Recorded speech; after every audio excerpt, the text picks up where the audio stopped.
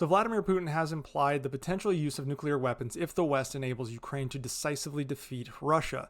Now, this statement was made during a press conference on June 20th following his visit to North Korea and Vietnam, and it suggests a possible change to Russia's nuclear doctrine.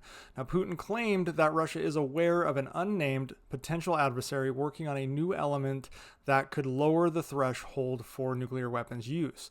This assertion appears to be partly in response to NATO Secretary General Jens Stoltenberg's remarks on June 17th, where he said that NATO members are discussing increasing nuclear readiness amid growing threats from Russia and China.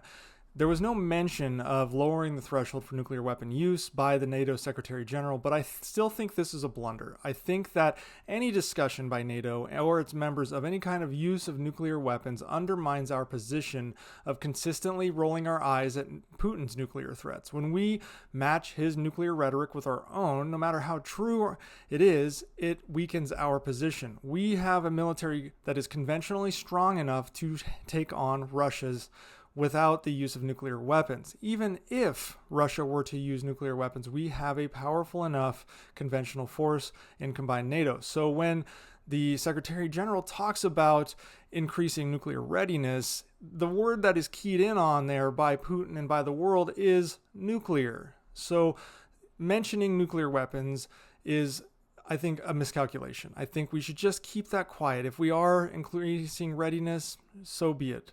But we don't need to announce that because now Putin has fuel for his nuclear fire, so to speak, so that he has some sort of justification for consistently mentioning nuclear weapons. And now that it's been mentioned by NATO, it gave him pseudo permission to discuss it on his end, and he may be changing his nuclear doctrine, which stipulates that nuclear weapons should only be used in exceptional cases where Russia's sovereignty and territorial integrity are at risk. And now Putin is describing this defeat in Ukraine as a potential strategic defeat that could end Russia's statehood. That is absolute nonsense. It is complete BS, and suggesting that the Ukrainians defeating Russia in Russia is the end of statehood is laughable. But he is using that now because NATO has mentioned nuclear weapons. He is now using that to shape the narrative, to say that nuclear weapons are going to be in play because NATO is talking about nuclear weapons, and I can now shape my personal feelings about what I see as Russian statehood, and Russia is not going to be a state. Its territorial integrity is at risk. It is an existential crisis for Russia if we don't beat Ukraine.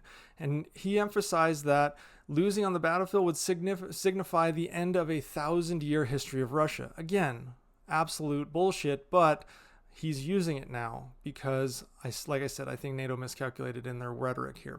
Now, Putin's own rhetoric frames Russia's aggression in Ukraine as existential now. And couple that with the suggestion of lowering the threshold of nuclear weapons use, Putin is now again trying to deter Ukraine's allies from pursuing a decisive strategic defeat in Ukraine with conventional weapons, which is what we're on our way to doing. Here's the thing though, Putin knows what I'm saying. He already is aware of everything I'm saying here, and he's aware that the West knows. At least the experts in the West knows. And what he's trying to do is use this as a broader strategy to discourage the people of the United States, of Europe, from supporting their government's support of Ukraine. Historically, such threats have not led to a true nuclear escalation. For example, Russia did not resort to nuclear action following its major defeats in Kyiv or Kharkiv or Kherson in 2022. Those were pretty major defeats. These losses obviously did not jeopardize Russia's sovereignty or its territorial integrity, but they do have a destabilizing effect on Putin's regime. So when he says that there is an existential crisis for Russia, what he really means is there's an existential crisis for him and his authoritarian regime and his hold on power. And this is why Putin's rhetoric is inconsistent. He previously claimed that Ukraine was not aggressive towards Russia, but was threatening the occupied Donbas republics before their illegal annexation. He also mentioned that Russia does not need the capability for a preventative nuclear strike. These statements conflict with the notion that they're currently in an existential war. They frankly are not. Putin has indicated that Ukraine's strikes on Russian territory with Western-provided weapons don't actually cross a red line for nuclear escalation, as evidenced by Ukrainian forces striking Belgorod Oblast with HIMARS. So this new line of rhetoric is something where he is becoming increasingly desperate. I don't think that desperation leads to a true nuclear exchange. In reality, it's just rhetoric to try to get countries to once again back off. It's the bullies tactic that Putin has used many, many times, and it's failed thus far. But when we feed into that bully tactic, as the NATO Secretary General did, it gives him some sort of pseudo credibility in his mind, at least to his people, that I'm not the only one talking about nuclear weapons now. If the NATO Secretary General is, then Russia obviously needs to talk about them as well. And I think, as I said, that Putin is desperate and he is using this to try to secure his legacy and future, but there's no need for NATO to feed into it as they did.